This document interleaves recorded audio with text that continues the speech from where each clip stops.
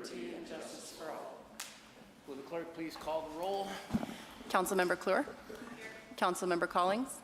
Councilmember Stearns. Mayor Pro Tem Redmond. Mayor Stacklet. Here. All right, special presentations tonight we have none, so we go straight to public comment.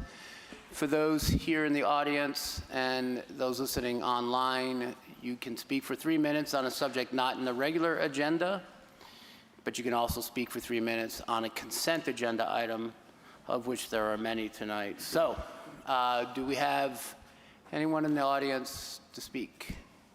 Name and city of residence, please. You know the drill, folks. Betty Krieger, Mount Shasta, and I promise you this is not a nasty comment. About 10 days ago, I was doing my walk downtown and coming home, and I live at Eschaton, and there's this old man in a walker just really having a hard time, and I was across the street, and he called to me. So I went over. Turns out that he had been in, I couldn't quite make out for sure where he'd been, but he'd been in either a hospital, not Dignity, or a hospice. And they dropped him off there, gave him a free pass, and told him that he could catch the bus. Now, that's where the seat used to be, like the nice seats that the city provides downtown. There used to be one of those benches provided right there where the bus makes the turn and goes into, there's a big, large, empty lot, and it goes into the hospital, to the clinics, and then roams around to the hospital. But it stops there to pick up people. And so during the Golden Eagle Charter School event, they took that away because they thought they were going to do a crossing over by where the hospital is, where they made that new overhead where the people can drive through, and it never happened. And so now there's no bench there for people to sit. And so I walked this old guy over to Dignity and figured out when the bus was coming and told him where he needed to go. But now it's 1 o'clock and he has to wait until 3 for the bus, 3:15. And so I was wondering if the city could put another bench out there and possibly put a sign like this. This is the sign. I'm going to give you a copy of it. I didn't make copies for everybody because it's too expensive to do all these color copies. But I was walking the other day and I found this sign by an Alma just right by the ranger station. And so if we could we could do one of these and put it there so people know what's there. And this map shows the different colored buses that come, and that doesn't say what time, but if it's possible, I was thinking maybe it would be nice if you could do a laminated or metal thing to put on that bench to show what time the bus actually stops at that location. So those are my comments, and I'll just give this to the mayor, and you guys can get copies if you like.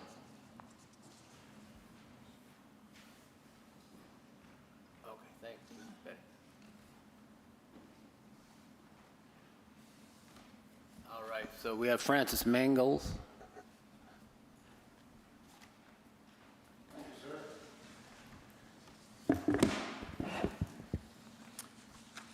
First item for on the public comment thing is local food policy, and specific to that, I'd like to see reduced water prices for gardeners of produce.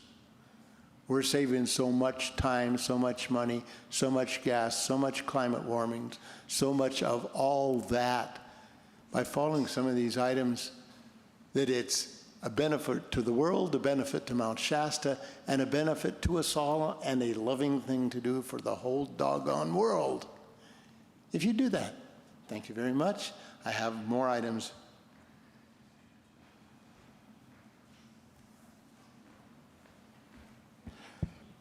Other items is I will have some comments to do on the city council meetings, the various counts. But I am happy to see that there seems to be some movement on the East Ridge over here.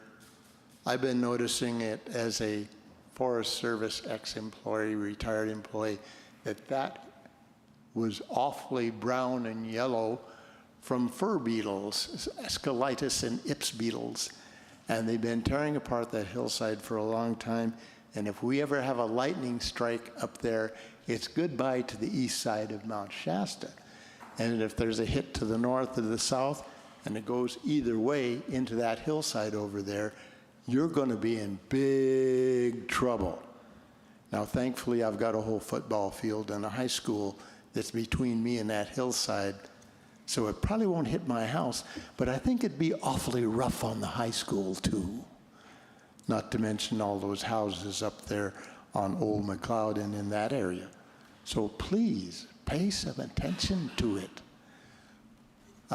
Next item, again, fire. I've been looking for an ordinance for 20 years here to stop the business of promoting evergreen trees here in Mount Shasta. Don't do that.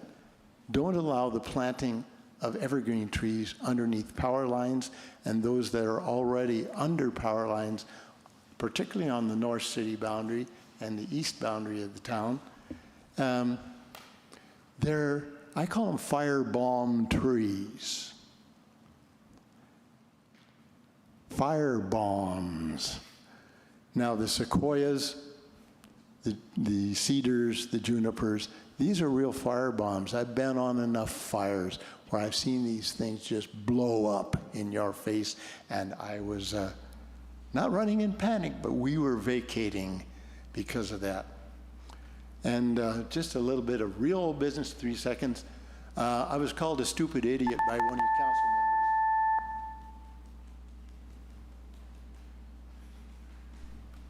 Okay. All right, so we have a genius in our midst. Thank you, Charles. Your time's Okay. up. Thanks. Comments on the council?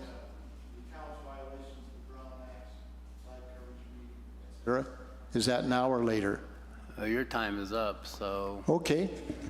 just file it with the clerk. Okay.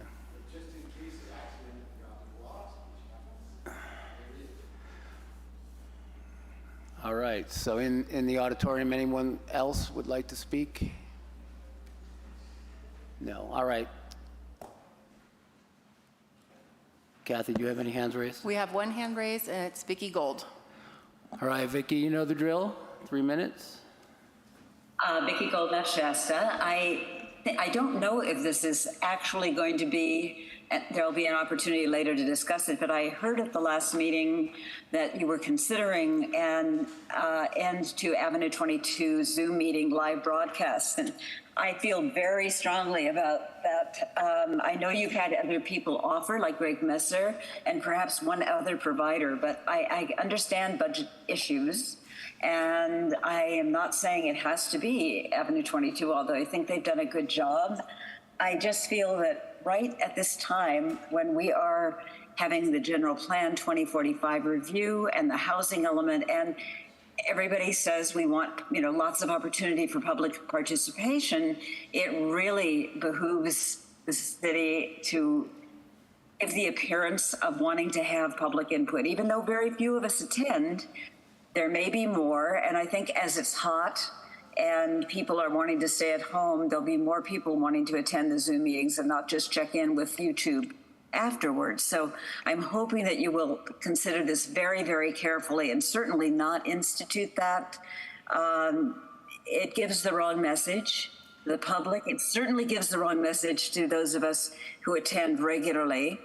Even if we're not there in person, we're paying very close attention. And I truly feel this would be the worst possible time when you have city tax coming up, you have fee increases for various utilities, you've got an election coming up, and you have the general plan, various elements that we have to deal with. So I will hope that there'll be some discussion about finding a way to maintain the excellent coverage that we've had. Thank you.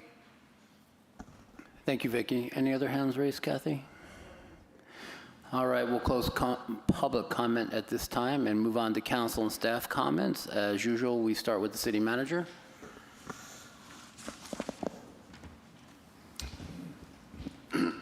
Okay, at the last council meeting, there was a desire for me to come back with information on recycling in the city.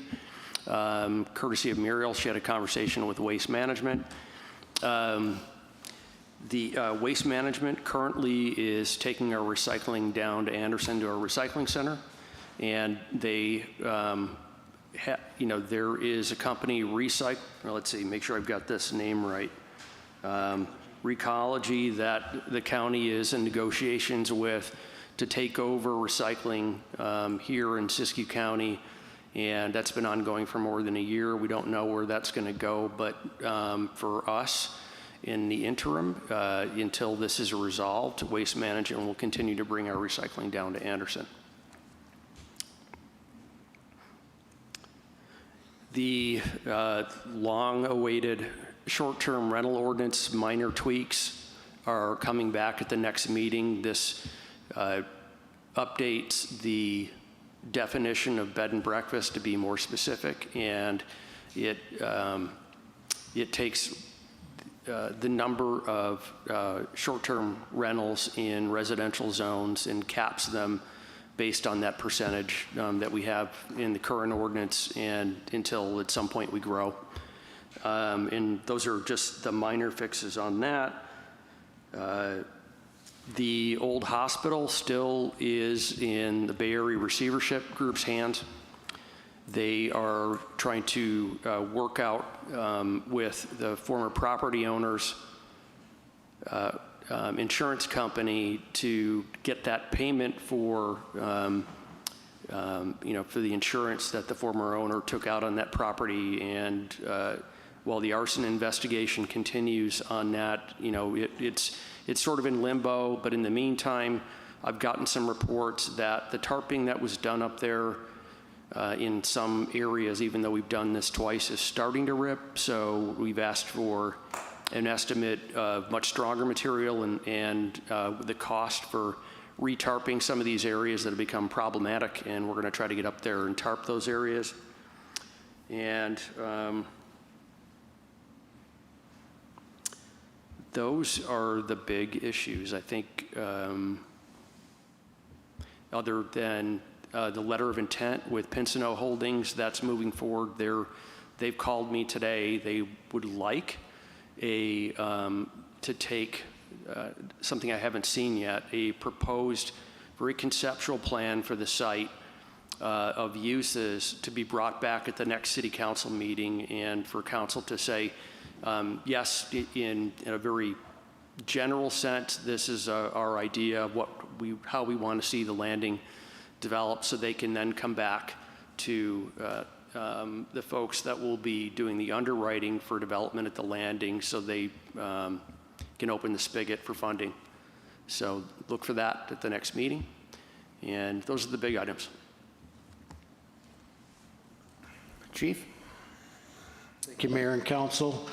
As you know, last week Mount Shasta had a active shooter incident in the city limits of Mount Shasta, so I'll kind of give you an update on what was going on with that call.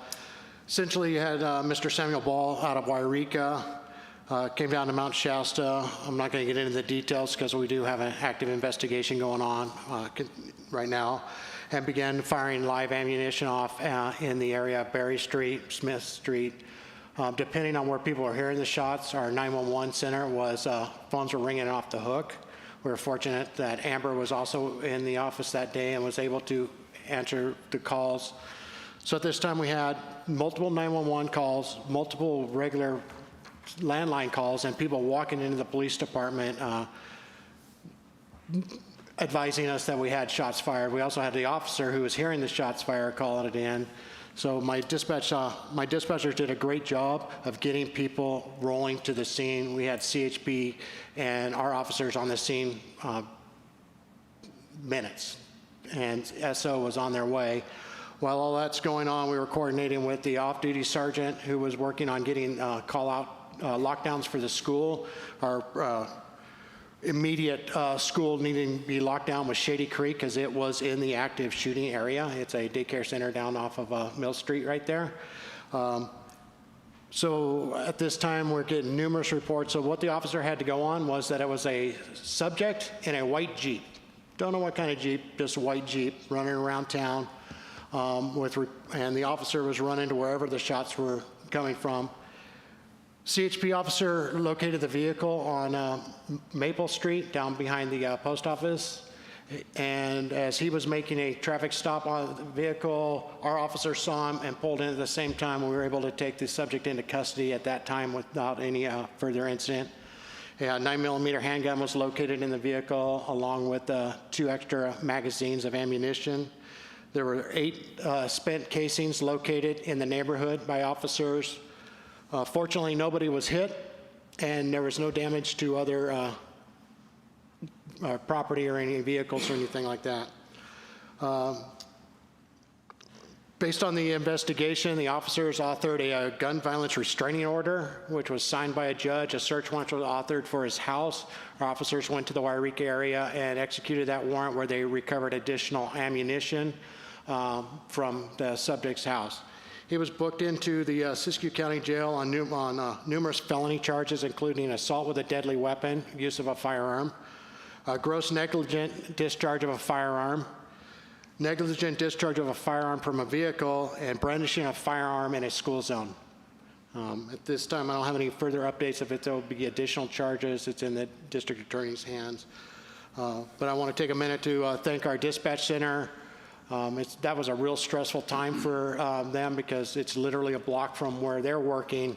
And we've got people and parents and schools and people listening to the scanners calling to find out what's going on while they're trying to get the information out, and I think they handled it very well. In fact, it was we had the schools going on lockdown at the same time the guy was going into custody. So we had that. It was going so fast that we were actually overlapping on what was going on. And I think it was handled very quickly, and we were able to get the schools unlocked down in a rather short order as well. So thank you. And then on a second note, I brought Officer Manfredonia in tonight at council's request. He is our young officer. Go ahead and come on down. He's our young officer that's been handling the child pornography case, and was able to take that into case, and he's here to answer any questions that he can about that, if you have any, and to, I know council had wanted to thank him, so. Yes. I just wanted to take this opportunity to personally thank you. I know you're new to the force, and then to get thrown something so huge and probably unexpected and handling it so well, just wanted to extend my thank you for your dedication and service. Thank you, I appreciate it. And one other thing I might point out, Officer Manfredonia is the arresting officer in the active shooting. He was the officer working that day as well. Well done, sir. Thank you. Busy boy.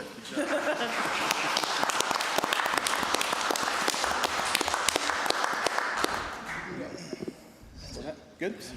So, Chief and Officer, on behalf of everyone in Mount Shasta and everyone on this council, thank you for quick response, thorough response. Commendations to everyone, and thank God no one was hurt at all.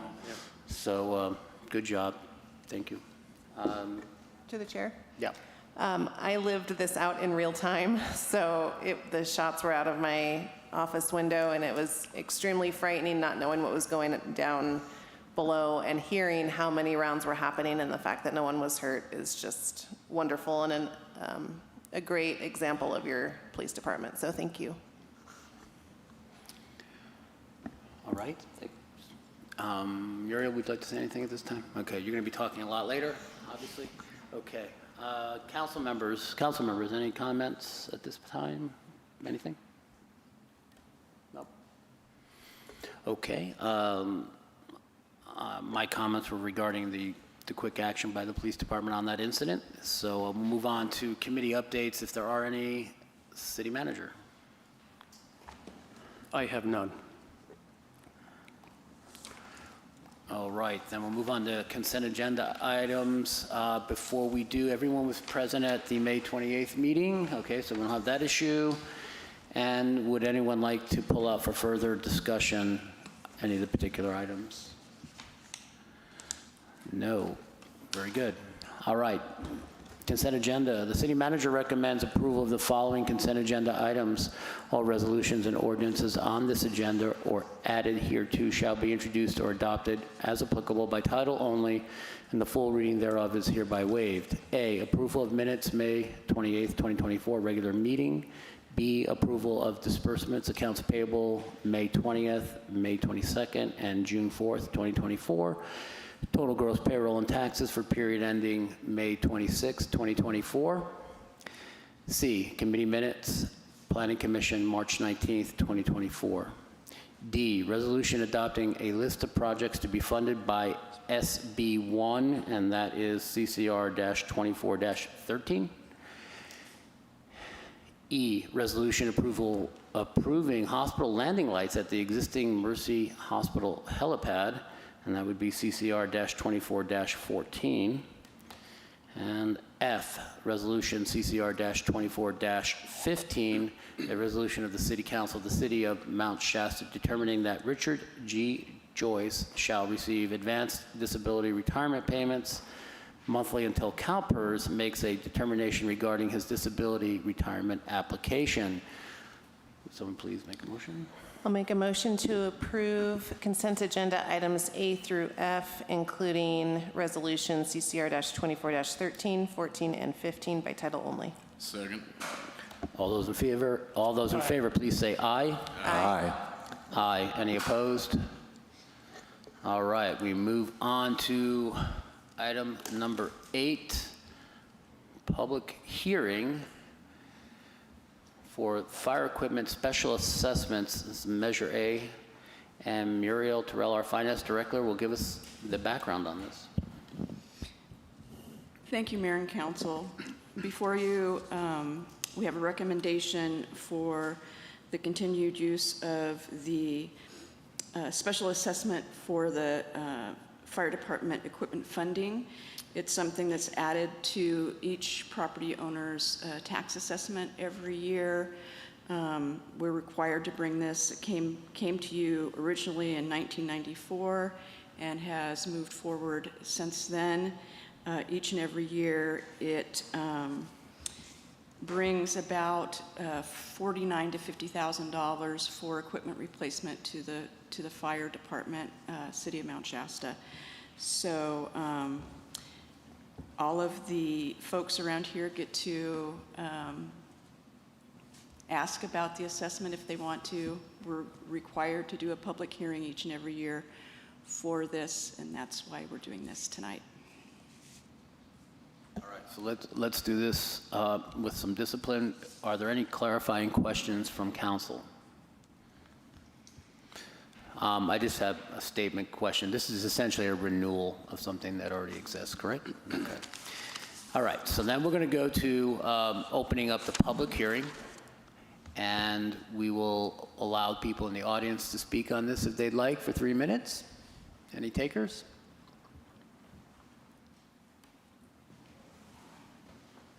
Nope. All right. Any hands raised?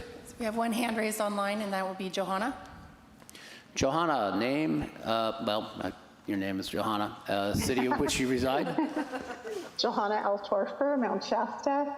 And I just had a question on these funds. Can these funds be used for getting a siren for the community, for the fire department, so that when we do have emergency events, that people can be alerted? As we all know, cell towers go down, there's chaos on streets when we have mass fire emergencies.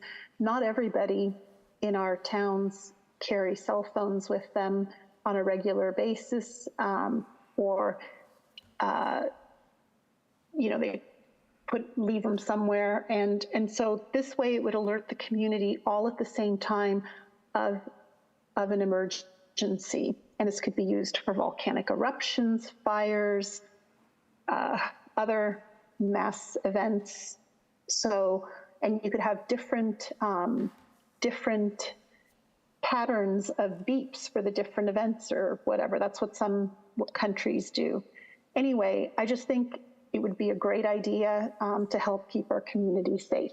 And so is that something that this could be used for? I understand they're not that expensive. You can get them anywhere from $5,000, $10,000 to $30,000, but we don't have to go on the high end. We could do something on the lower end, and it would still be feasible. Anyway, just like to put that out there for everyone's consideration. Thank you. All All right, thank you, Johanna. Any more hands raised? All right, I think it's safe to close the public hearing on this item and return to council for further discussion, if any. Thoughts over this? No. All right, would someone like to make a motion? There's language in the recommended council action if you need help, and it's CCR-24-16.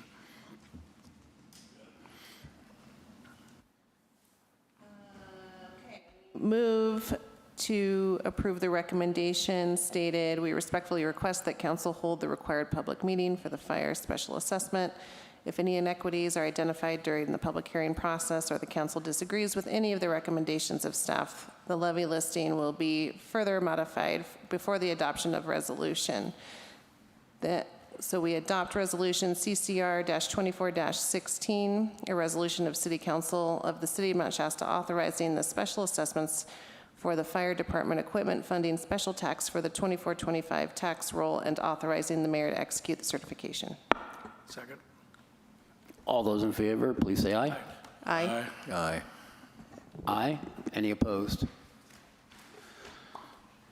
Fabulous. Now we move on to one of the heavier topics of the night. I'm going to open up a public hearing regarding the stormwater rate adjustment rate study, and this item will be introduced by the city manager. Todd, go ahead. Sure. So Raf Telley's a national expert in setting drainage impact fees, was hired probably about 2 years ago. And their goal was to take a look at the fact that residents for a very long time have been paying $1 a month to maintain and make improvements to and operate our drainage infrastructure, and it, as clear by the amount of money, has been particularly inadequate to keep up with keeping our infrastructure that some parts need replacement, some areas were failing completely. So they needed to do their magic and come up with a way to assess a fee based on the amount of impervious surface in the city. And so they came up with a measure called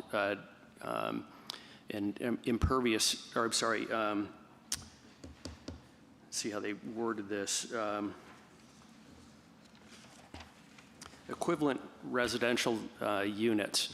And what they used is a very proprietary satellite imagery that had very high grain resolution, looked at the amount of impervious surface, and came up with an equivalent residential unit, and based on the number of property owners and those equivalent residential units and how they are applied to each property owner and how much property they own, came up with a figure that we need to meet based on the number of property owners, again, in fiscal years 25, 26, 27, and 28, with an expected 3% increase each year after to keep up with that need. First year, fiscal year 25, we're looking at a proposed $15 increase each month. In fiscal year 26, it would be increased to $20. In fiscal year 27, $24, and in 28, $28. And I think we're all aware that this is a big increase over the $1 a month that folks have been paying for a very long time. But unfortunately, the city has failed to act in a very long time to ensure that when we phased in new fees, that the phase-in would be much more gradual. So now we're playing catch-up. So what we have in front of you is, we had a public hearing before we sent out the ballots. The ballots went out, and we're here to count those ballots. And it is the number of ballots that we received from property owners, yes versus no. So it's just the ballots that we received. That's been confirmed by John Kenny. John Kenny planned to be here tonight. He broke down on the side of the road, which stinks, but he has weighed in on all the comments that we've received about not meeting the requirements of this ballot and not complying with the Brown Act. And he found that we have done everything by the letter of the law, and the way that we're approaching counting ballots of yes versus no, what we actually receive is the correct way to interpret this. And I have a memo that he sent related to another issue, if I can get it to load.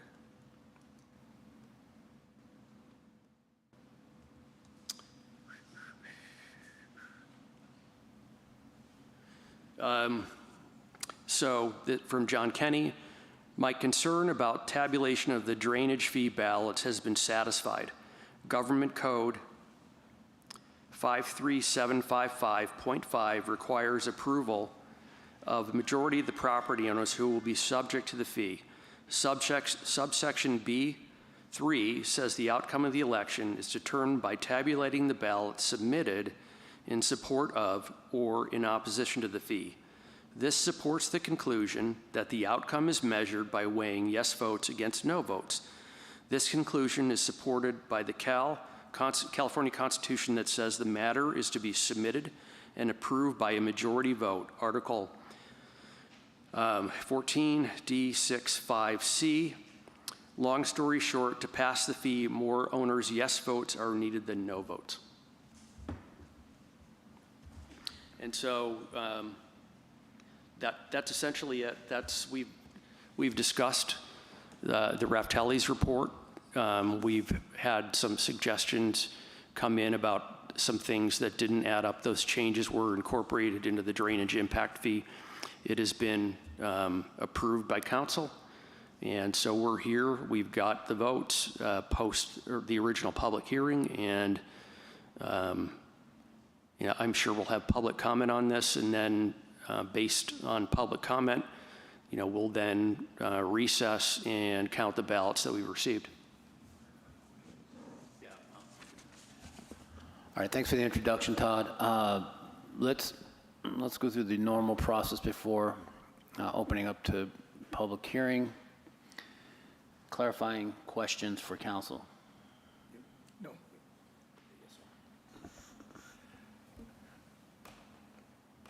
I feel like I should start with an apology. Jack Phillips has been sending emails, and I've been listening to him for 11 years. And I thought it was a distinction with no difference. But I think I understand what he's trying to say now, which is when we're going to have a raise, let's say $24 is what we're going to go to, that $24 should be in two parts.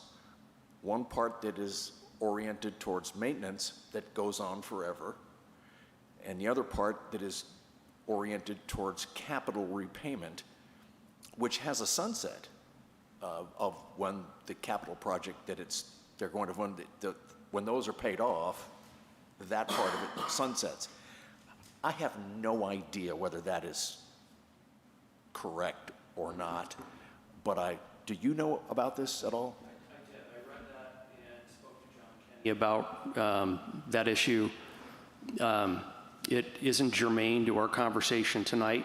The one element that he's not sure on, and I'm not, is the way it is tabulated on bills and whether or not it should be broken down based on what goes to, say, maintenance of pipes and maintaining the system. And that's something that he's still evaluating. Okay, but thank you. Just to clarify, with Mr. Phillips, yeah, so this issue was well discussed with PACE present in 2017, 18, 19 regarding the regarding the water treatment plant and the interceptor line. So the fee increases there are heavily related to debt payments. And from what I remember, it was something to the effect that Pace was making something, it wasn't required to do a breakdown on the bill. In other words, the basic sewer treatment, sanitary sewer charge is $71. That's what I pay. I'm sure majority of people pay that amount. Okay, so $60 of that is debt payment, and the other 11 pays for the running the system. Fine. Apparently, that Pace didn't think, and we talked about this for a while. They didn't think it was necessary to do that or appropriate or something to that effect. We might have talked about giving a report at the end of every fiscal year about how the debt is being paid down. You can also see that to a certain extent in the budgets that are submitted by Muriel. I guess as a fee payer, user of the system, it would be nice to see how the debt's being paid down. So what he's implying is you would have a bill, so you would have water and sewer broken into two lines showing that. And my impression, we discussed it and it was decided it wasn't necessary. It isn't germane to this because we're not dealing with that. We're just trying to see if there's going to be a fee increase. It would be a future agenda item to talk about doing something like that with respect to making our bills a little more sophisticated, so to speak, but it's a different subject. Anyhow. We could. I mean, but the assertion that if this drainage fee passes, can only go to capital improvements versus the operations, and personnel and, the other ancillary things is false. Well, right. And at this point, we don't know what percentage of the fee increases would go to capital improvements versus, we have an estimate by Ref Dailies that $40,000 a year is what it takes, but to run the system, But in general, having a more sophisticated utility billing system is a separate subject, and maybe we need to look at it. Okay, more clarifying questions? No? Okay.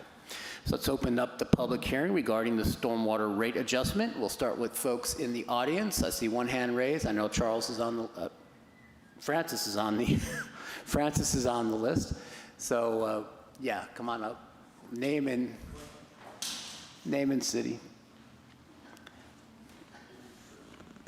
Hello, I'm Jean Nels from Mount Shasta, and I appreciated your explanation of where the money would go to and how we can clarify that. And it does seem a monumental problem solving this flood drainage. So I've just been asked a couple of questions at the museum, and I thought I would bring them up here and then be able to answer them.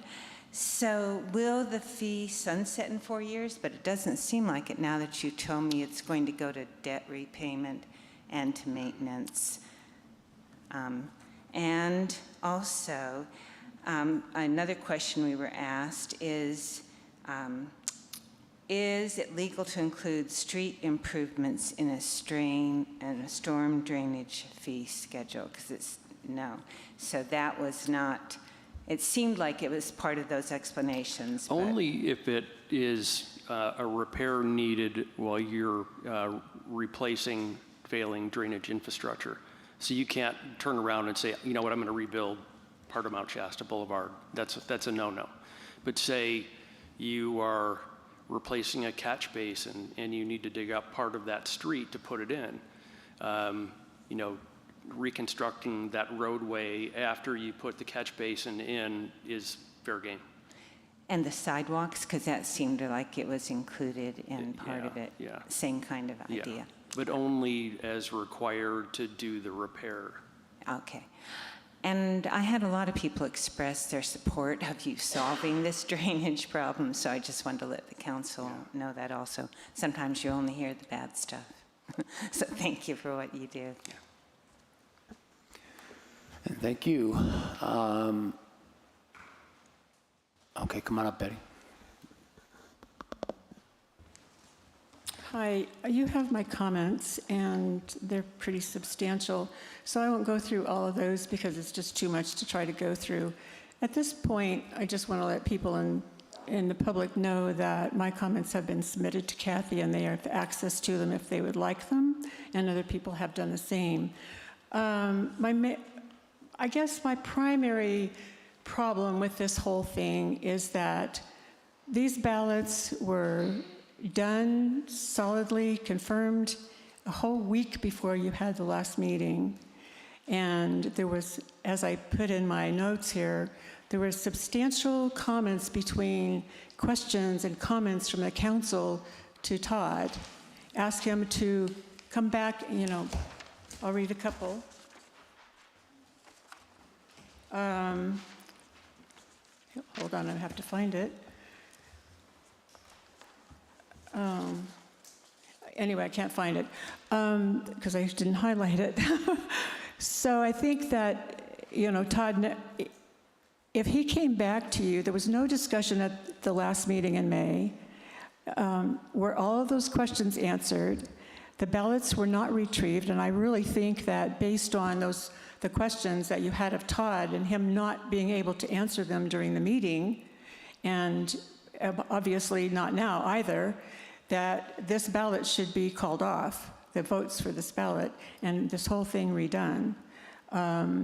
Like I said, you had a lot of, one of the things that I'd like to comment on is that Tim made the statement that he felt that there should be an equitable exemption for people who don't have stormwater. People who have the stormwater drainage should get the fee, whatever it is, but those who don't shouldn't. And I was looking online trying to do a little bit of last-minute research, and I found that other cities, a few, and one of them comes to mind is Orlando, they have the same issue. They do not charge people who don't have stormwater drainage on their property. So there are other issues as well with regard to that. So I really think I'll just re-raise my concern that I think that the vote should not happen tonight, that this should all be redone, and the questions that you asked of Todd, he should come back and answer them, and we should have another meeting on this. Thanks. All right, Francis, your turn.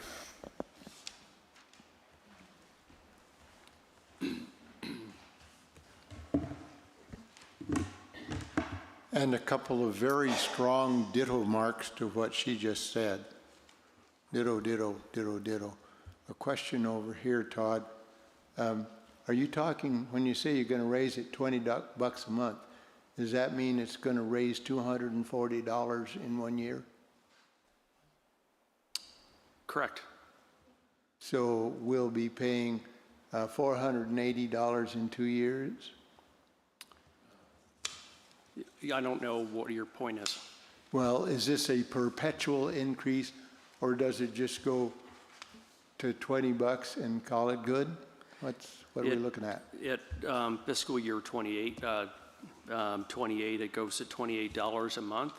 And Raftelli's, who put the study together, recommends that after that point, there are increases beyond the $28 a month of 3%. Okay, so per year. So the situation is we're not seeing a geometrical increase of the fees. Define geometrical increase. It's going to increase as, how am I going to put this? Increase as the square. We're not going to have something that's just going to go out of sight, up, and more up.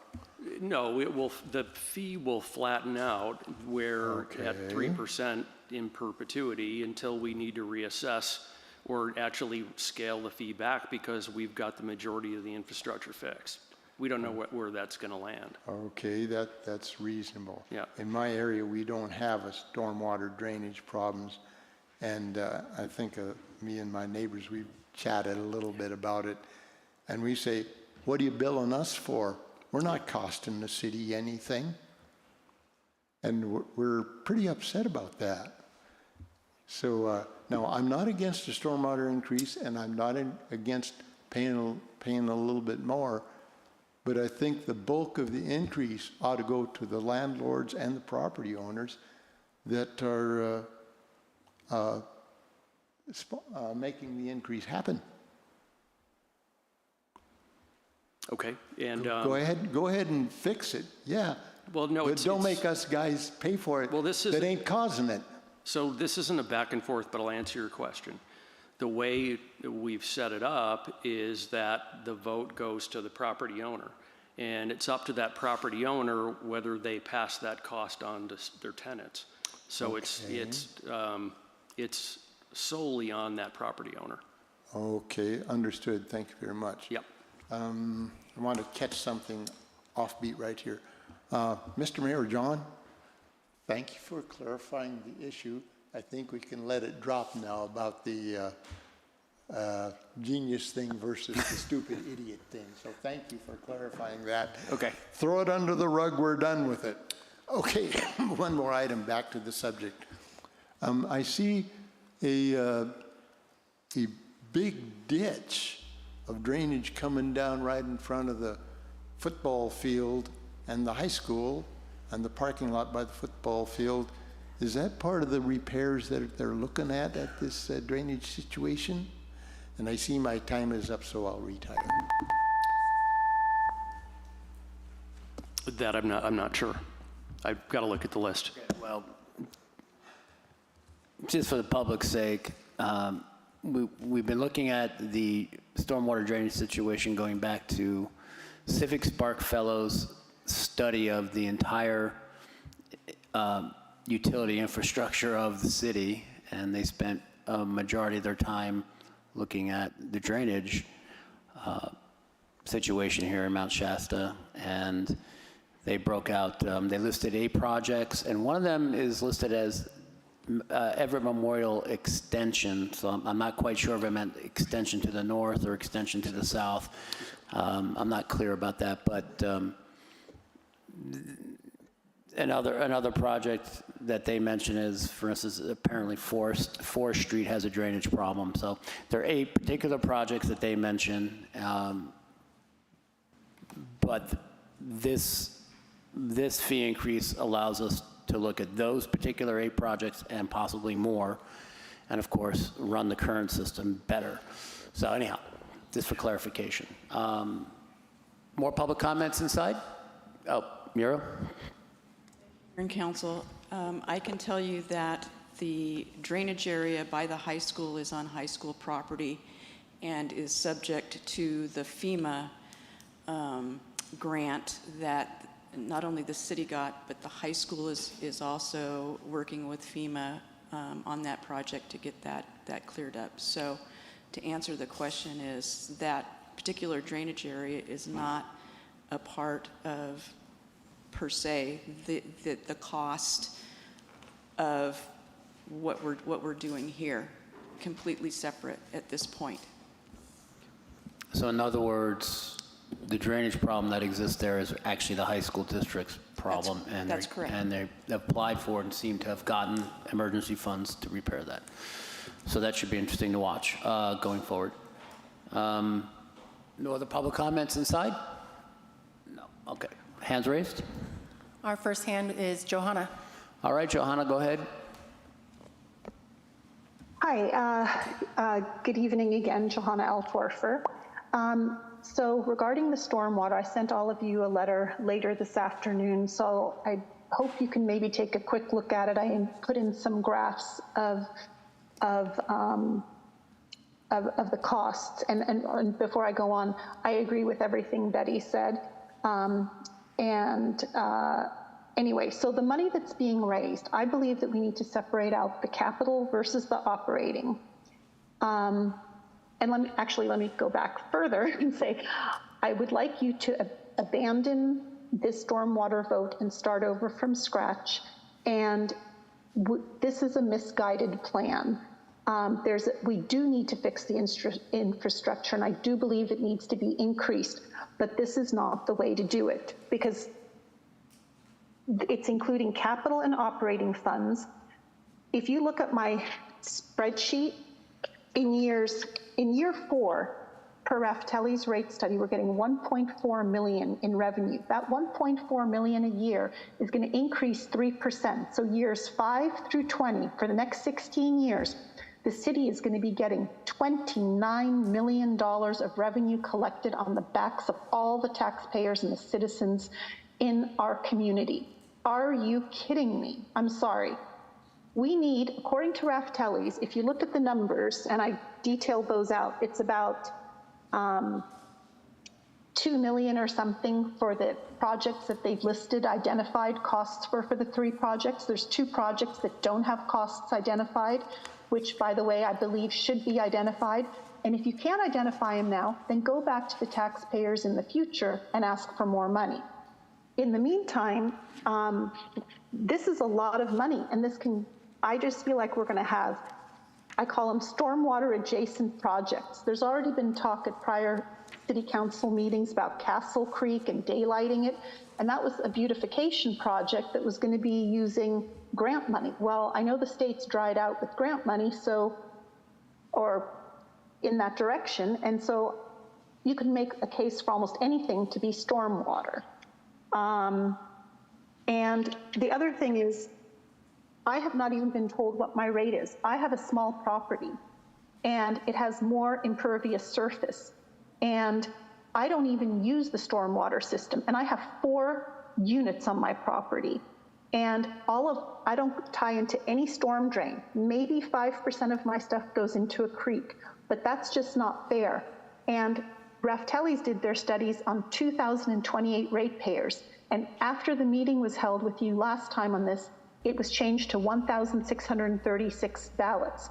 And the whole process the city uses of billing through the utility statements is now being changed over to the property owners. The city had this process. Anyway, thank you. I mean, the city had one process, and it doesn't seem fair that they're changing it now to property owners, and we have to be the bad guys with tenants. That's just not fair. All right, thank you, Johanna. Our next speaker is Vicki Gold. Go ahead, Vicki. Gold. I would also like Francis to put ditto marks around everything that everybody has spoken to prior to this. I think it is important. I know, Todd, I appreciate you responding to Francis when he asked the specifics, but you know, $500 a year for people on fixed income is a significant amount, and going up after that. I think the equity issue is particularly important, and the which Betty mentioned, as far as people who aren't using the stormwater drainage, as Francis isn't as well. Also, there's just something not right in my mind when we've had hearings and discussion, and Todd was asked to bring back more information to check it all out. But as of Friday, Kathy still hadn't heard what Kenny's opinion was going to be about how the vote was going to be counted. It seems to me that all should have been done well in advance. There's just a perception of impropriety, both about whether renters, because there was much discussion about whether these would go to renters and property owners, and then the decision was made it would just go to property owners. There's something, it just seems that you should make every effort to be as inclusive as possible. And even if you have to say, okay, only one of the votes on a particular property counts, there's just something that doesn't feel transparent. Also, how you know who didn't receive a ballot. For instance, I just learned that Jack, who is one of the experts in Prop 218, and whom you have discussed this evening, he never received a ballot. Now, this isn't a matter of somebody who is slow, has dementia. I mean, he's a contractor, and he knows the community well, and he didn't receive one. For that reason alone, plus the 2 other people I know who didn't receive one, I believe you should abandon this vote, do it over again, so there's no perception of impropriety, and have all of it clear with has been sent one, and how it's counted, because I think it's very shaky ground. It feels very uncomfortable to me. Thank you. I thank you, Vicki. Anyone else? No, you don't get to speak twice. Yeah. All right, so we'll close the public hearing on this item, and would council members like to make any comments before we go to the count of the ballots?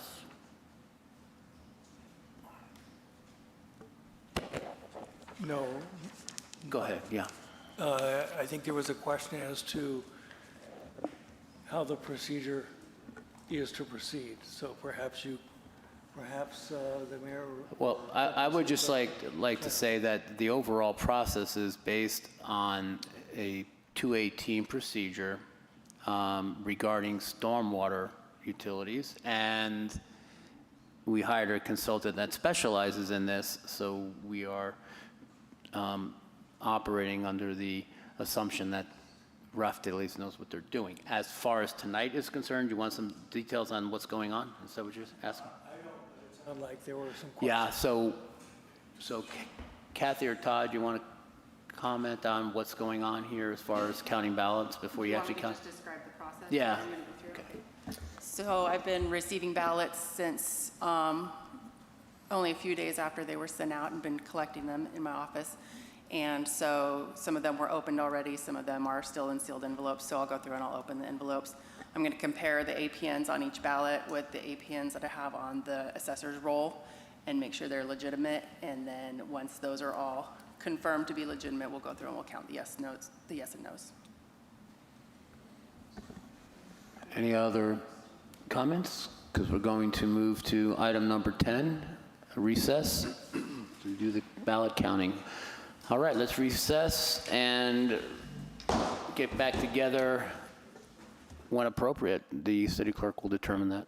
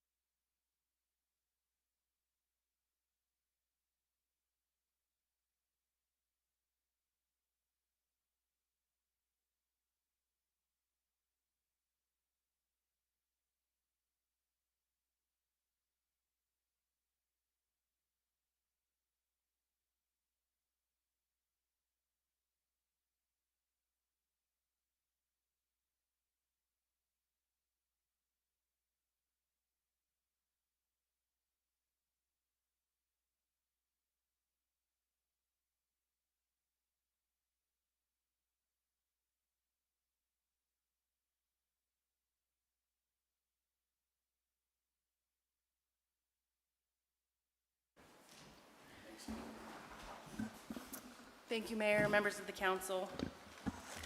We received a total of 247 votes. 20 of those votes were disqualified for either being a duplicate APN, having no signature, having no vote marked, or the signature did not match the owner of the property. There was a total of 94 yes votes and a total of 133 no votes.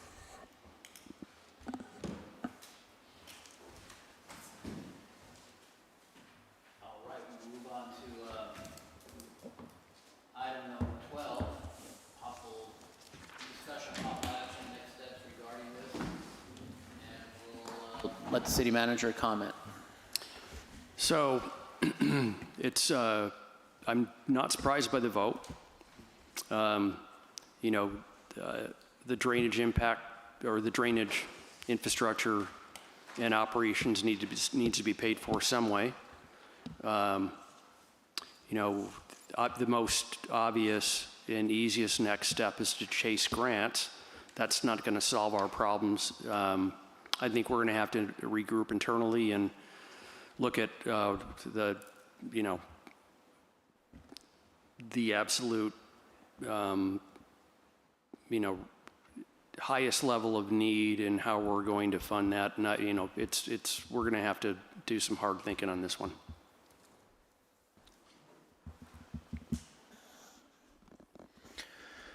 All right, this is not an actionable item, this is a discussion. We can, do I need to open this up to public comment? Yeah. All right, does anybody have any clarifying questions at this point? Okay, so why don't we go very quickly to public comment? Does anyone inside want to comment on the stormwater drainage system and ways of improving it? Or next steps regarding the situation? Come on up, state your name and your city of residence. Hi there, my name is Patricia Krogan and I'm a resident here. I wanted to discuss this whole stormwater situation here. I'm really concerned because I think it's about something else. I was present at a February meeting here when it was announced that there was a windfall of money in 2023 and y'all voted yourself a salary increase. And that money that was supposed to go for this year's salary was missing from the budget. And so the question was asked, where are we going to get the money? I think that was that guy right there. And this lady here, I think she's a financial manager, said, easy, raise taxes. And so surprise, surprise, 6 weeks later, we're presented with this stormwater tax. There have been all kinds of citizens writing letters saying, what the heck, what? Everything's wrong with it. There's 50,000 problems. You rushed in this vote. And three people didn't even get that ballot.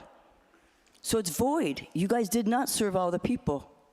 I just want to remind you that city councils are not overseen by the federal government. You're given autonomy because your job is to represent us. And I also want to remind you that just like any common citizen, you are legally liable for the harm that you do, for not representing us, for harming the city, for sending through housing elements that have totally trashed our code that we have in the city. So I want to know who took the rest of that money, number one, because there was money that was left over from last year, and then the guy said, oh, it's not there. How are we going to pay our salaries? So surprise, surprise, this stormwater tax also includes a provision for city council salaries. What a surprise. And it also is maybe looking for a raise for the city manager. So it sure looks pretty shady. It looks shady, y'all. It does. So I would like to have a citizen vote or count these votes again. I'm not sure. I didn't really understand if it was it a win-win for the stormwater? I'm sorry, love. Was that a win for the storm? They voted it down? Yay, people. All right. But I just want to say that we're also very, very, very upset about Mr. Mitchum, who we feel took the power away from the Planning Commission to help us to guide our city. And we feel that what he did was fraudulent. We're going to be contacting the agency that that approves the housing element, and we're going to say that we revoke it as a people. You just trashed everything in that, and so we're going to take responsibility, have another vote, whatever we need to do. We'll educate ourselves, but we're not pleased. We're not pleased. Why did this bully get away with that housing element? So anyway, thank you for your time. And I just want to say in closing that if you guys proceed forward with these taxes, then we have no choice but to ask the state auditors to come and do an audit and find out where the money went, because that's what this looks like. It looks like a cover-up for money that was misappropriated. Thank you so much for listening. All right, we are audited thoroughly. Anyone else in the audience like to speak? No. Any hands raised? Yes, there are hands raised. Our first speaker will be Johanna. Go ahead, Johanna. Hi there. I was asking if you could repeat the totals when you get a chance, but I also wanted to say, I think the way forward, I'm really pleased with this vote, but I think the way forward on this is to present another measure that covers the capital costs. And take a look at my letter that I sent. We all agree we need more stormwater. We're not saying we don't need it. We all know that. But it needs to be more equitable, and it should be based on who actually uses the stormwater system the most. That doesn't mean that people who do not use the stormwater system and are not tied into actual pipes pay zero. Sure, we should contribute something, but maybe it's not at 100%. Maybe it's at a lesser percentage. And maybe you go back to the ratepayers and include those. And maybe you go to equivalent housing units, which is higher than the 2028, because all of these fees impact everybody who lives in the city of Mount Shasta, whether or not they physically pay a utility bill or not. But we know we have 2028 ratepayers, so at least those people should be able to vote. It was not right that this was just last minute behind the door switched over to property owners. So I'm really glad that this didn't go through. But we do need to have a better system, and maybe you go to the voters for capital costs and look at the numbers that I have. It's like about 2 million of identified projects plus another, or 1.5 million of identified projects plus another million of possibly 1.5 million of unidentified projects, the TBD ones, plus an amount for reserve, because Raftelli's report had like 4.2 million or something like that of an ask for the first 4 years, 4 million. And what was asked for was not just the 4 million, but another 29 million over the next 16 years. And it keeps going up and up every year by 3%. So that's what's unreasonable about this. We should only be asking for the capital costs and then limit it to that, build it, and then go back and come up with a better rate. $1 is ridiculous. Charge people $5. San Mateo County charges like $7 and change a month. So go back and charge between $5 and $8 a month to ratepayers. And I think that would be reasonable. I think people would go for that. I know I would be okay with that, but you can't charge over 1.4 million a year. Okay, thanks, Johanna. Anyone else with their hands raised? Molly Brown. Hey, I'm Molly Brown. I live in Mount Shasta, and I actually used to be quite active on the Active Transportation Committee some years ago. I didn't know how to vote, and honestly, I took my ballot to the city today, but it was after 3, so I couldn't cast it. But I was like, it was all or nothing. I am totally in favor of paying for an upgrade of the stormwater system. And I didn't like having to have an unending raise for God knows how many years. So I was like, yes, but no. So if you do another ballot or if you do another vote, let people vote, give them more choices instead of just all or nothing. It was binary. It was like you either vote for it and charge yourself an unlimited amount of number for a number of years, or you vote against it. And I ended up not voting because I got my ballot in too late. So anyway, that's just my suggestion. Thank you. Any more? Yes, our next hand is Roz. Okay, name Roz, and are you from Mount Shasta? You're on. Rosalind McCoy, and I'm here in Mount Shasta. So it wasn't really clear exactly what you wanted to use the funding for. You started pointing out about putting in ponds and daylighting, that you need to really narrow it down on what the projects are and make this far more reasonable.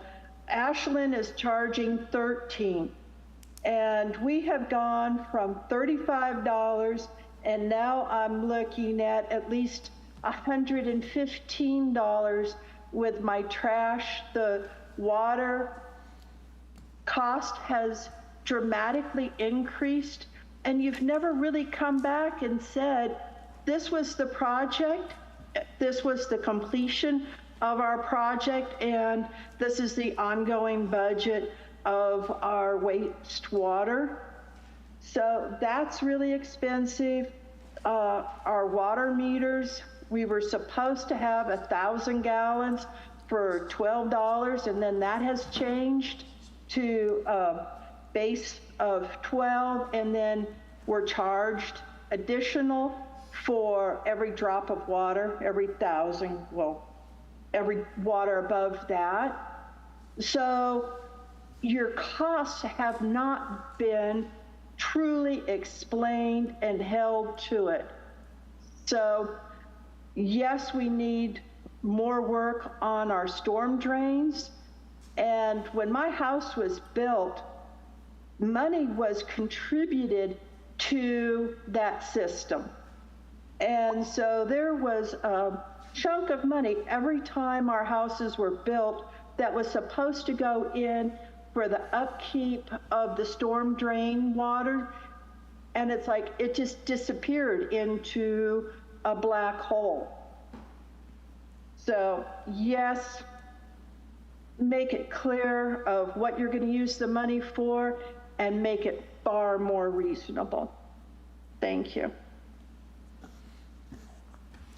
Our next speaker is Vicki Gold. Go ahead, Vicki. Vicki Gold, I was interested in Molly's comment. I guess she didn't know that she could have brought her ballot in this evening. Is that correct? I do understand her confusion about how to vote, and I think I have to agree. We all know that we want to take care of the infrastructure. Nobody disagrees on that. It's just how it's done, how it's communicated, to whom the ballots go, and then most importantly, the incremental increase rather than taking off immediately. What Francis asked, the question, and Todd frankly responded to him, he said something like, that means in 2 or 3 years, it's going to be $500 a year just for stormwater. And I think I heard Todd say, I don't understand your point. Well, I thought that point was made very well. A very large amount for somebody on a fixed income, and it is surprisingly high.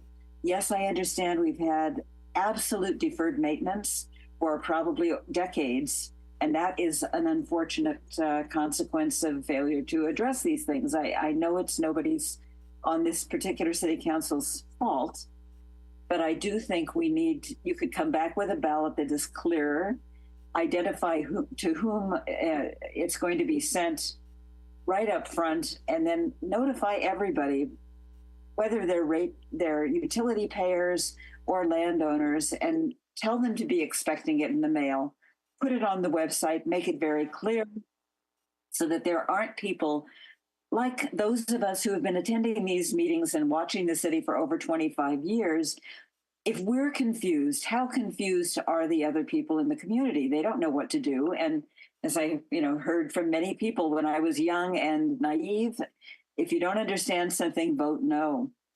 And so to me, this is just an indication that the communication, it takes two people in communication theory. It takes the person communicating and the one receiving the communication. If the person didn't get the communication you intended, the communicator failed. So we all do that. None of us is a perfect communicator, but in this case, I think the city failed to put the word out in a way that was understandable, maybe to show, why exactly it was necessary, and certainly to have the information about the legal precedent before Monday of the meeting or Friday of the meeting. This is something very important, and I think it does have the appearance of lacking professional attendance to the details. And I thank you for listening to those of us who are concerned about it. Whether we live in the city or not, we appreciate the city, and we know that these things have to be taken care of. I think you can do a better job the next time around. Thank you. Our next speaker is Betty Krieger. Go ahead, Hello, Betty. can you hear me? Yeah. Are you able to hear me? Go ahead. Okay, great, because they couldn't hear me at the Planning Commission meeting when I tried to speak, so I wasn't really sure if my microphone was working right. I'm glad it is. I completely agree with everything everybody said. Of course I do. The one comment that I would like to make actually a couple, pay attention to what we're all saying in our comments. Take it to heart and do a better job next time, because like everybody else, I'm not a ratepayer, I'm a renter and don't pay my utilities. But I understand the issue and where they're coming from. And pardon me.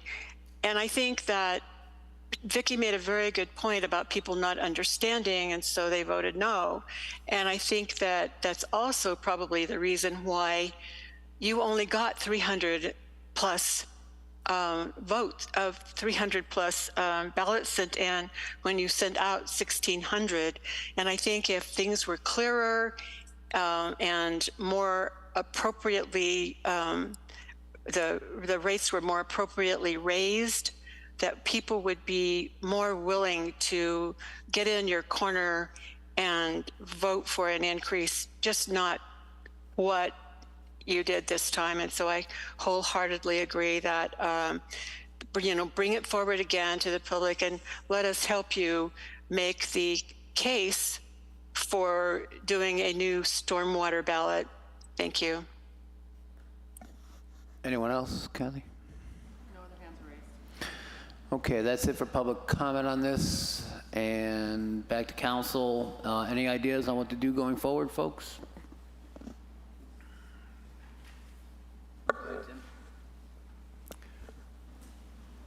What I hear is that, I guess that's as far as go. What I hear is comments that the city did not educate as well as we might have, to clearly explain the circumstances. The report is a report from Raftelis, is a lot of numbers, but not a lot of pictures in terms of what the stormwater system looks like. I'm hearing some possible confusion between stormwater system and wastewater system. I don't know if I got that correct or not. I think at this point, we ought to ask staff to go back and meet with Raftelis and see what else can come up with that will meet some of the objections that we've heard, and find a way to strengthen the perception of the need. But bottom line is, this is something that we need. Yep. Okay, so here's the situation. This really comes down to price. I think the indication that I'm getting is that somewhere around $10 to $15, but set like it's been set for $1 might go over a lot better. Question is, where does that raise? So the actual total ratepayers, assuming that they all would be part of this, because I think some of those people, the 1,900 actually wouldn't be part of this rate-paying group, but let's say it is. And from what I've read in some of the statutes, we could put this up for a vote. It would require 2/3 majority to get the rate increase. So we could go that route, but I'll let the city manager explore different possibilities. But let's say $15, but set, not going to 28, just 5, 10, 15, and stop at $15 for the actual ratepayers versus the property owners. So we went that route, right? Directly. So 1,900,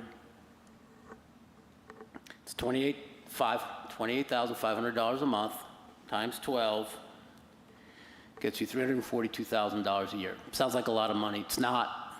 And if you multiply that over a 20-year window, say, to pay back, say all of it went to actual capital improvements, and we will just discount the $40,000 that Raftelis thinks it'll take to maintain the system operationally. So just skip that.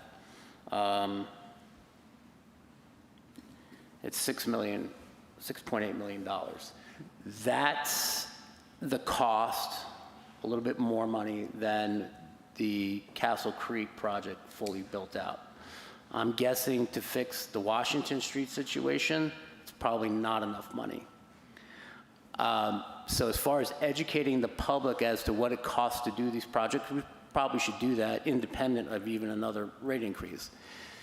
People don't notice that, for instance, the Oak Street project, which just concluded, cost about $1.7 million, and Oak Street's a really short street.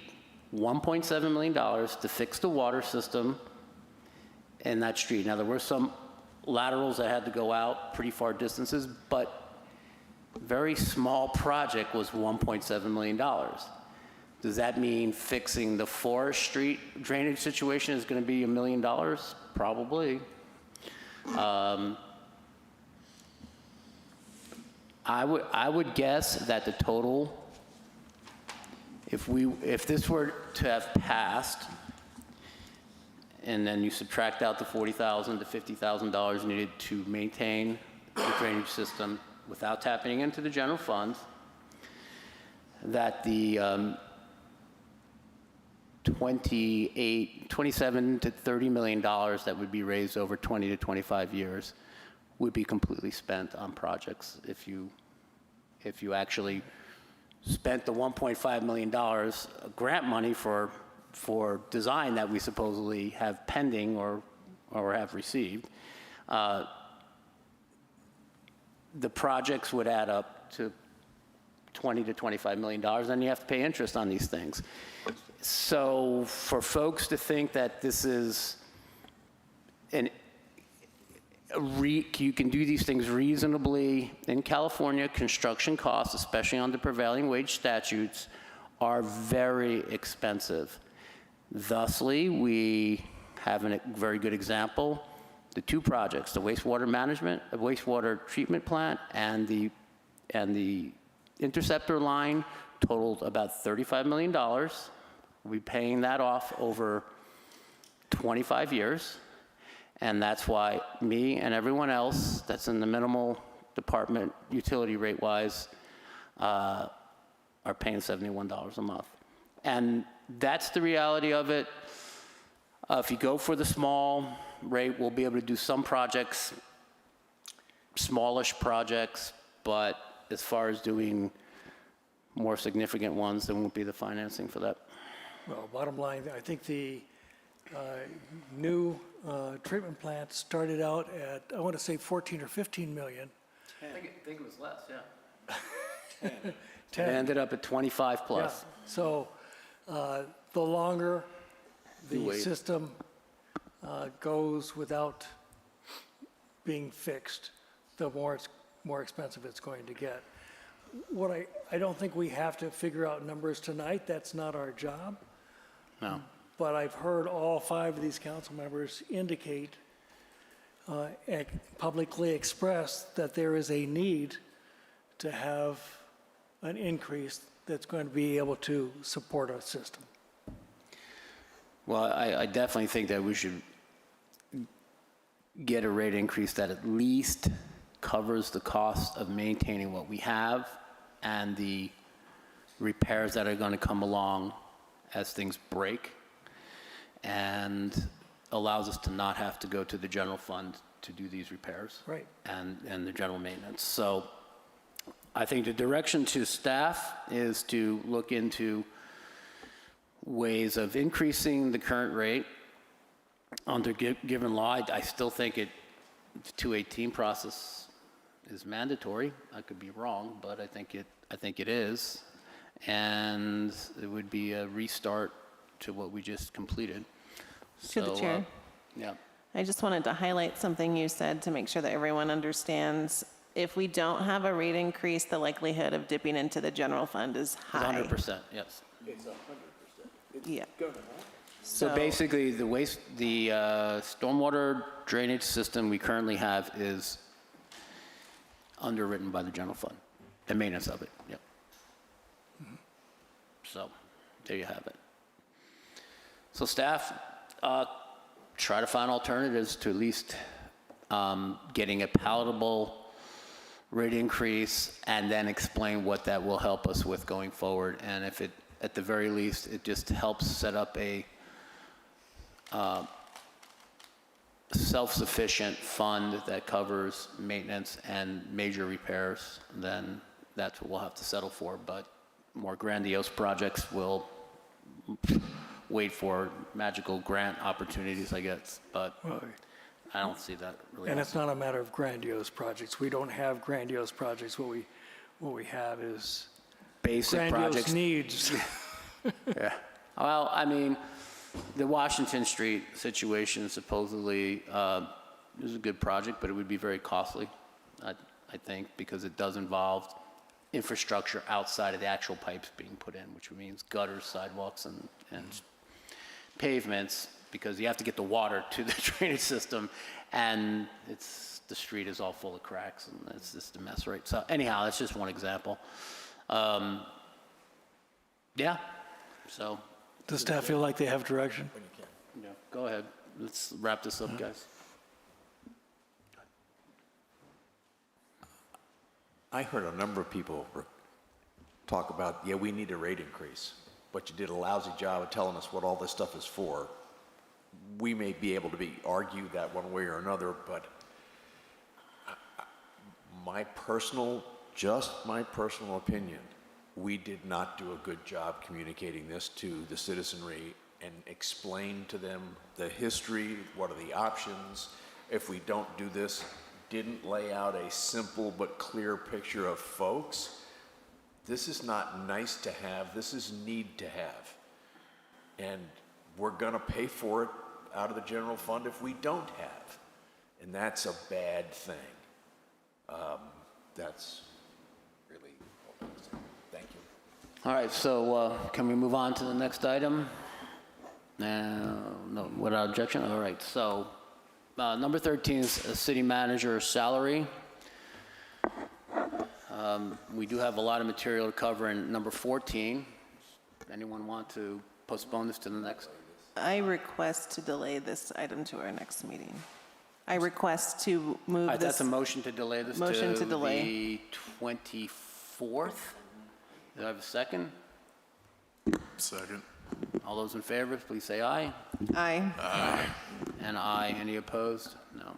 Sorry, Todd, we're going to have to move on to the budget item here, which I'm going to ask Muriel's opinion. Would you like to get this, we need to go I through want this to get today? it started for sure. And then we finalize in 14 days? Absolutely. Okay, go ahead. So before you is the proposed operating budget for fiscal year 24-25 and 25-26. I've given you some projections, some actuals and projections for TOT and sales tax going forward. I'm just going to read some of this. In determining expenditures for the general fund, we start with employee and benefit costs as a starting point. The authorized positions worksheet is a required part of developing the budget and includes the increases already approved by council. Union negotiations began in April of 2024 and the union requests were rejected. There are pending grants that may increase fire positions, and this too is not a part of this budget. Each department head then developed all of the other costs within their department using historical data. The first attempt for the 24-25 budget was returned to staff to reduce the projected budget shortfall of $310,000 to zero. We have made reductions in several areas that include the reduction of one fire chief position, a mandated reduction in overtime for both fire and police, reallocation of insurance, no transfer to the equipment replacement fund, a reversal of council stipend back to the previous amount, and a reduction of the 22nd Avenue contract for hybrid meetings from live meetings broadcast to recorded meetings. While those reductions did reduce the shortfall to zero, there have been several other increases and modifications that now make the shortfall around $50,000. Those changes include an increase to workers' compensation, a modification, as I previously mentioned, of the 22nd Avenue contract to recorded meetings rather than live meeting broadcasts, the hiring of a new finance director while the old director, me, stays on for a short while training the new person, an increase for towing fees, which just happened in this last week, and a net zero change for the youth conservation crew and the fire grant. The transfer from gas tax for snow removal is anticipated to be about $40,000, which is much less than the previous year due to the snow season we had this year. We expect administrative costs to be in the $350,000 range. The total general fund expenditures are projected at $6.462 million. So all in all, with some of the changes we made from the previous $310,000 shortfall, we still have a shortfall due to some of the things that I just mentioned to you. Further, which is not necessarily in this report, given the shortfall now with this drainage thing, I will be coming back to you at the next meeting to determine where that shortfall is coming from. And it'll have to be partially from the general fund and probably partially from the Economic Development Fund, which is that fund that has the defederalized CDBG monies that come in. That's the only thing we can do at this point. If there are any other increases, we still would have a shortfall, which you'll see when I come back to you. In gas tax, we have actually some good news. In the gas tax and transportation funds, we had anticipated approximately $500,000 to $750,000 in construction to occur this fall of 2024. However, Siskiyou County Road crews are not available for the fiscal year 24-25 schedule. The city has now shifted focus and intends to use gas tax, STIP, and LTC funding to overlay portions of Mount Shasta Boulevard. The North Mount Shasta Boulevard project is budgeted at $410,000 coming out of STIP and gas tax in the 24-25 fiscal year. The South Mount Shasta Boulevard overlay project is budgeted for $512,000 and comes out of the gas tax and LTC funding in the 25-26 years. So that's new information for you. Given the lateness of the evening, If you have any questions or would like further information, I know that this is a lot for the first pass-through, and people are tired, but going into the 25-26 budget, which you asked for a 2-year budget, I basically used the ending information from the 24-25 budget, moved it into the 25-26 budget. As a starting point, I did a 2.5% increase in salaries, and I did the 1% increase in sales tax in the changes column to show you the differences between if you do nothing, where we would wind up, and what would happen if we had a 1% sales tax increase going into that particular fiscal year, because it shows the change pretty clearly. And if you have any questions about that, I'm happy to answer them. Also, for the 24-25 year, it does take into consideration the 2% increase in TOT, which voters passed this last general election, and it will start to take place on July 1st of this year. There has been some confusion as to when you talked last time about postponing the sales tax increase to another year. Some people are getting that mixed up with the TOT tax that has been passed and will be going forward. So to clarify that, TOT starts, as I said, 2% increase, July 1st of this year. Sales tax is something that will be pending going forward, and a marketing effort will need to go forth for communication to everybody to see why we need to do that. And so you're recommending a 1% sales tax increase? That's what I projected. Now, whether or not you decide to, it's going to be up to the council whether they do anything at all. But the assumption would be November ballot, right? Okay. So have your questions ready, and then we have to go to public comment and then give direction. So questions? Clarifying question.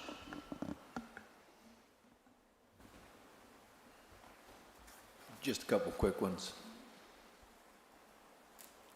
Your TOT total dollars and the sales tax total dollar back to 2018, so we get a historical perspective, was real helpful. Yeah. If I'm looking at this right, and this is my question, or it's just the same question twice. One for TOT, that 22, 23, 23, 24, 24, 25, 25, 26, it's flat, with the exception of the 2% increase when it takes effect. Now, I'm sure hotel prices haven't been flat for that 4-year period. So would that to you say that there's been somewhat of a net decrease in visitorship staying in hotels and Airbnb, given the fact that revenue is flat, and we know prices over the past at least 2 years have gone up some, and yet revenue is flat? Does that indicate to you that visits, because it does to me, that visits have gone down? But you also need to consider the variables that go into that. The rates that motels charge change based on the particular things that are happening. Right. The number of rooms that are available are fixed at this point.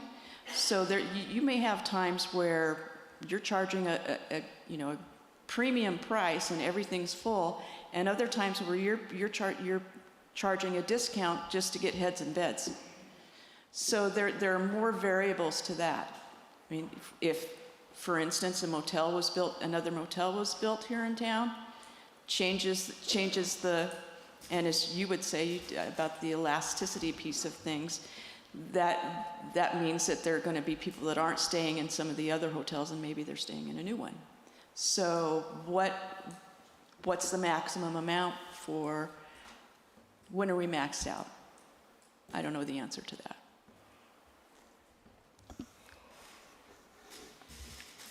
Just to answer your question, Jeffrey, I think it's possible that we have a lot of day visitors from Shasta County to Hamlet County, and they don't actually stay here. They come up and they leave, and that could result in the somewhat disappointing hotel tax numbers, because it seems like we're busier and the sales tax is going up, but that's all I can think. Well, and that was the second part of my question, which is just the general trend on sales tax. 21, 22, a little under 1.7, 22, 23, a hair under 1.7, 23, 24, 1.7, 24, 25, 1.76. I know prices have been going up in retail stuff. I can't speak definitively to hotels, but I live here, and I know prices have been going up. Restaurant prices, all grocery prices. And again, our sales tax is kind of flat. And I'm just going, okay, if TOP looks to be flat to declining in sales tax, again, with price increases, and if our revenue's flat, it means we're actually collecting less numbers of transactions. Inflation adjusted, we are decreasing in revenue. We're decreasing in revenue. And right now, I'm really tired and not going to go too far down this path, but I'm just, that's real helpful, Muriel. I really appreciate you doing this. For me, that says, it brings me to a conclusion, but that we had better find a way to grow the pie instead of a piece of the pie. And that is another conversation that's much longer, and I don't have the horsepower to get into it right now, but. So you're saying that we need to, one, increase the general population that lives here full-time, and simultaneously increase those people who visit the area. And both. Both, absolutely. Right. And it's a big project. More development, yeah. Yeah, yeah, right. Any clarifying questions before we move to public comment? And we have one person. Okay. Yeah, just wanting to make sure I'm following that. With no sales tax or salary increases, the projected loss for 25-26 is 140,000-ish. If we do those two things, then we grow substantially to a net positive of 525. So just that, and that's based on a 1% sales tax increase?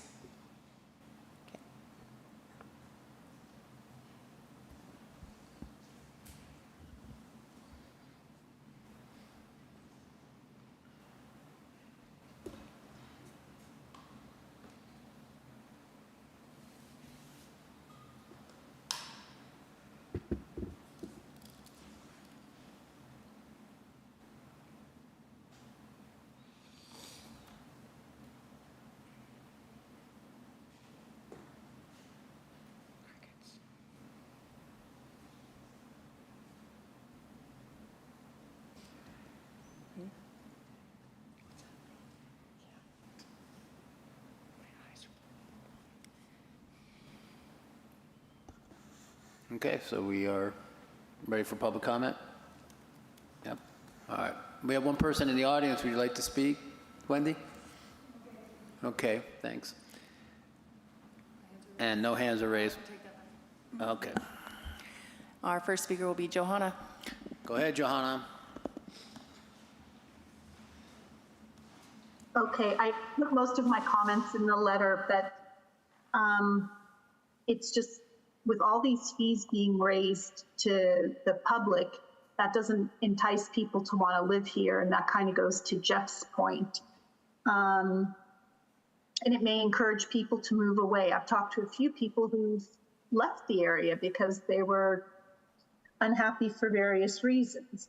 The other thing I just wanted to briefly state was that I really want to keep removing 22nd Avenue is not a good idea. We need to, this has the effect of further pushing the public away, and it will also increase our costs and potential deficit as consultants and others will need to travel in person to our city to present, and it'll further isolate our city from getting good people to work with. So I would highly encourage you to keep 22nd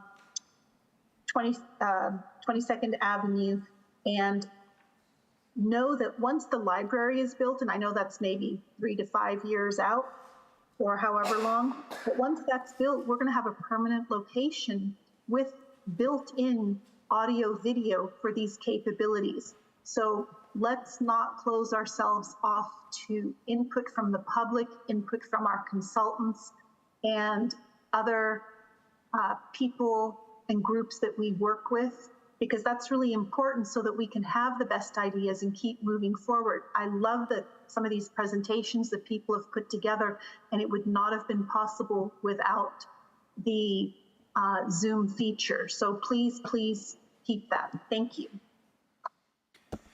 Anyone else? Our next speaker is Vicki Gold. Go ahead, Vicki. Vicki Gold.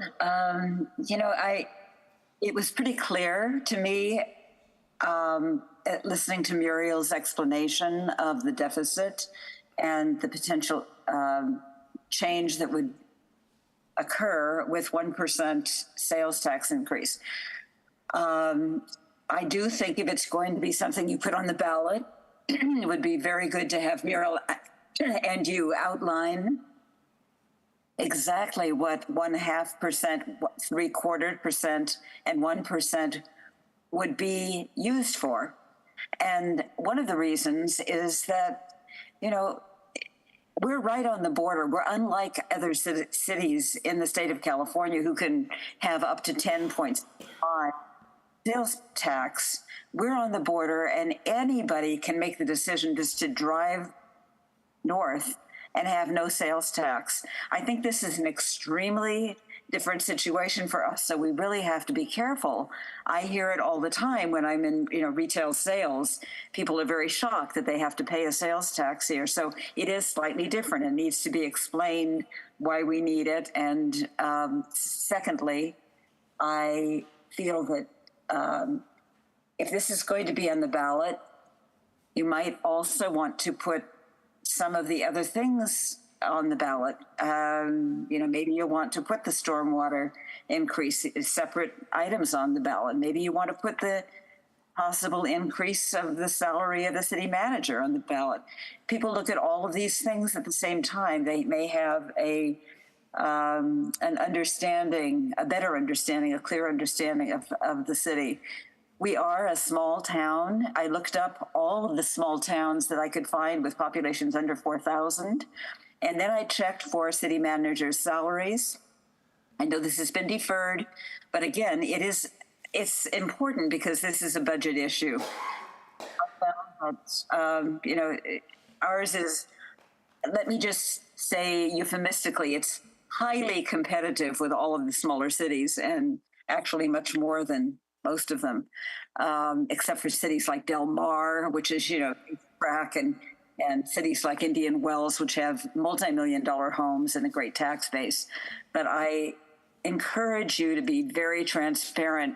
And the other thing is there's kind of a lack of pattern recognition to me, because there is an economic crisis. There's been the biggest transfer of wealth from the from the middle class to the very wealthy, and the middle class has basically disappeared. I have seen it in how people purchase things in retail for the last 12 years. They do not come in buying $100 items. They come in buying $5 items just to have some treasure. And that is significant all over the country, and particularly in a place dependent upon tourism. Okay, thanks, Vicki. Is that a wrap? All right, so we'll close public comment on this and bring it back to council. Anybody want to give some closing thoughts on the budget, the 2-year budget outline. It looks like, and I'm not really editorializing here because it's quite direct, that the hotel tax will play a key role in helping us balance the budget, and the possible sales tax increase will help a lot too. So we'll need to have that discussion if we're going to do it at all very quickly, because we have an early August deadline to get that on the ballot. Now that the user fee price shock is gone for the drainage. Anyhow, thoughts for Muriel and staff? I just want Do you want to go for 2% sales tax increase? I just Half want percent, to. half percent sales tax increase? I want to thank Muriel for hard work.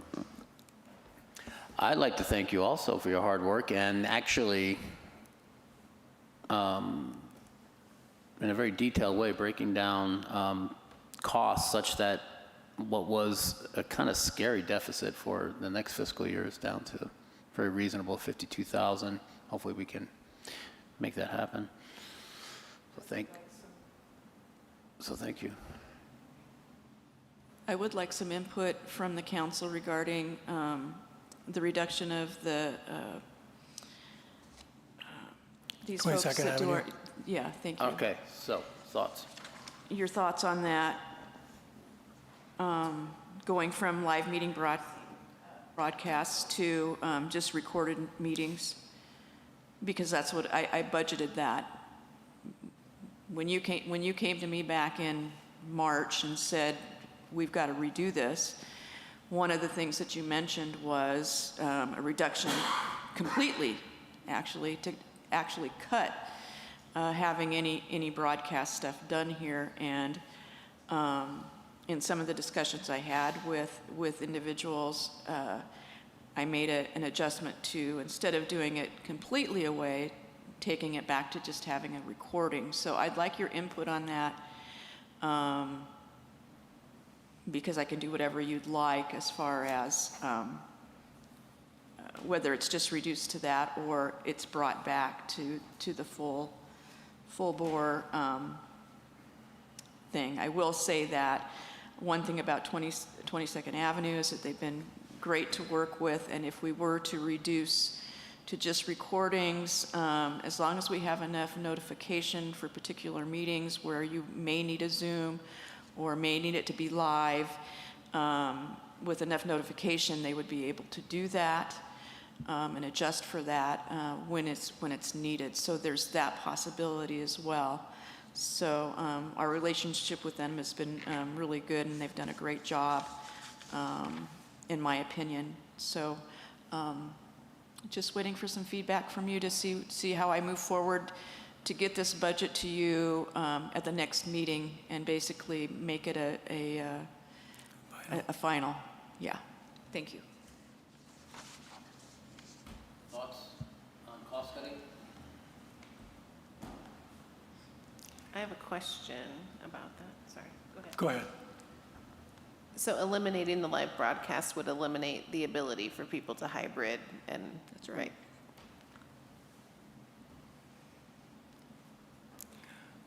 We're not in COVID right now. It has been a benefit. We survived before. And if we can, I think that you came up with a compromise. I'd be supportive of the compromise. I agree with that. I think cost-cutting measures that you come up with, I will generally be in agreement with, given that we're not really sure about these revenue numbers. And we also rely on grants a lot. And I just read something about major cost-cutting by the governor. He's finally decided that cost-cutting is unavoidable, and that means grant possibilities might be less from the state. So, yeah, we have to proceed cautiously. And don't forget, any of these budget cuts can, should things change revenue-wise, can be put back in effect when things get rosier economically. So it's not like, we're never going to have the chance to spend money again. That's something that will hopefully return given a improved revenue line. So the direction to Muriel is to continue on fighting the good fight and give us your final thoughts on with respect to the numbers in 2 weeks. Okay. Thank you very much. All right, so that concludes that item. Do we want to postpone the next one, Muriel, or should we just knock that out? You should be able to knock this out. It's a technical item. You want to introduce it real quick? Sure. So every year, one of the things that we need to do is a calculation of the annual appropriation limit. It's here for you. It's basically just a mathematical calculation based on population growth or loss in our case. And it's ready for you to take a look at and approve as a part of this budgeting process, which will make it less for the next meeting. So it should only take you a few minutes to do this, I would think. All right, so I'm going to gloss over what Muriel has said and what's in the item. This is a technical, academic, legalistic budgeting requirement, and each year, it's a yearly thing, we go through the motions of passing it. So are there any clarifying questions on this? It happens every year. It's pretty routine. Wendy, do you want to say anything about this item? Okay. All right. Does anybody have their hands raised? 3, 2, 1. Public comment is closed on this. And so does anybody want to discuss this, or do we have a motion? It's going to be CCR 24-17. I move to approve resolution CCR-24-17, a resolution of the City Council of the City of Mount Shasta establishing appropriations limit for fiscal years 24-25. Second. All those in favor, please say aye. Aye. Aye. And aye. Any opposed? No. All right. So I don't have any outside meetings to report on. I don't think I actually attended any in the last 2 weeks. And I think we'll just breeze past the future agenda items due to time constraints. And unless anyone is opposed to ending the meeting here at 9:32, we are finished. See you in 2 weeks. Actually, for those that have library duties, we'll see you on Wednesday.